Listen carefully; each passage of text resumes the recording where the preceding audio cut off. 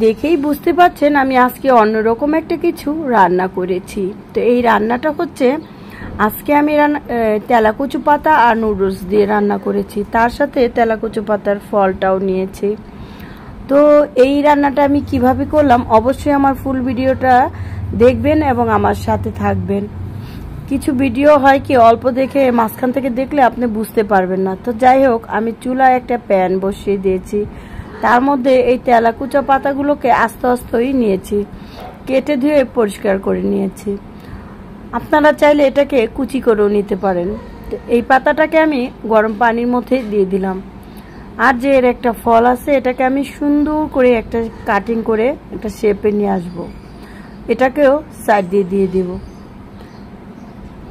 এখন আমি একটু হালকা করে নেড়ে চেড়ে নেব। হালকা করে নেড়ে চেড়ে নেওয়ার পরে আমি এর মধ্যে দিয়ে দিব পরিমাণ মতো একটু লবণ। লবণটা বেশি হলে না ভালো লাগে না, তো আমি পরিমাণ মতো এই লবণটা দিয়ে দিব।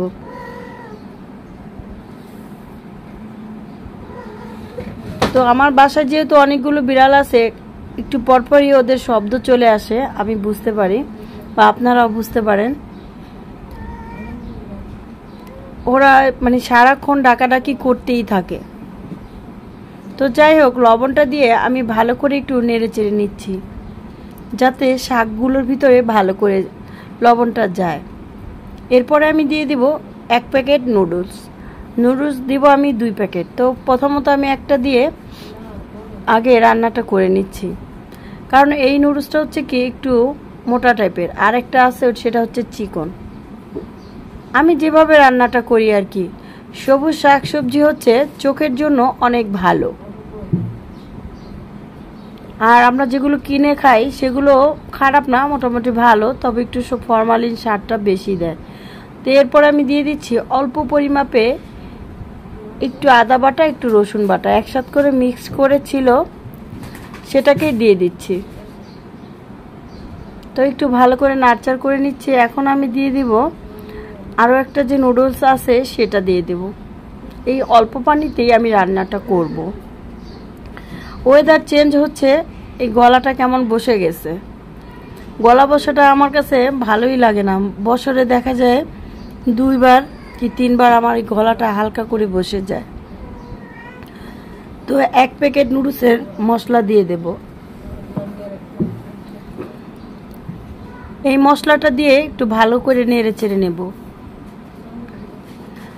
আসলে গলা ভাঙাটা হয় কি, বছরের যখন ওয়েদার চেঞ্জ হয় তখন একবার হয়, আবার ওয়েদার আরেকবার চেঞ্জ হয় তখন আরেকবার, 2 বার দেখা যায়। এর মাঝে একটু অনিয়ম করলেও হয়ে যায়।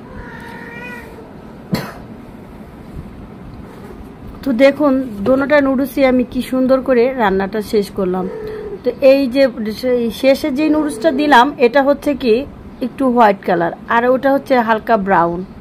তো দুটা নুডলসই আমার সেদ্ধ হয়ে গিয়েছে। এখন আমি আগে থেকে রান্না করা ছিল গরুর গোশত, তো সেটা দিয়ে দিচ্ছি। অনেকেই নুডলস ডিম দিয়ে খায়, আমরা বেশিরভাগই ডিম দিয়ে পছন্দ করি খাই। এভাবে করে একবার খেয়ে দেখবেন, এত টেস্টি এত মজাদার একটা খাবার, না খেলে আপনারা বুঝতেই পারবেন না। তো যাই হোক, এখন একটু হালকা করে নেড়ে চেড়ে দেব। তো গতকালকে আমার বোনের শ্বশুর মারা গিয়েছে, তো এর জন্য সবার কাছে দোয়া চাই, সবাই দোয়া করবেন, তার আত্মার মাগফিরাত কামনা করবেন। তো যাই হোক, অবশেষে আমার নুডলসটা রান্না হয়ে গিয়েছে। অত্যন্ত সুস্বাদু একটা খাবার, এটা অবশ্যই আপনারা সবাই ঘরে করে খাবেন। আমার ভিডিওটা যদি ভালো লাগে অবশ্যই লাইক কমেন্ট শেয়ার করবেন এবং সব সময় বন্ধু হয়ে পাশে থাকবেন। এই মিডিয়ার জগতে কখনো কোনো হিংসা রাখতে নেই, আমরা সবাই সবার বন্ধু। তো আজকের মতো এই পর্যন্ত, ফের কখনো ফিরে আসবো নতুন কোনো একটা ভিডিও নিয়ে। আসসালামু আলাইকুম। তো দেখুন, শেষেরও আবার শুরু হয়। যেমন রান্নাটা আপনাদের বারবার দেখাচ্ছি, কারণ হচ্ছে যে আমার কাছে এটা খেতে সত্যি এত টেস্ট, এত মজাদার খাবারটা আপনারা অবশ্যই অবশ্যই খাবেন।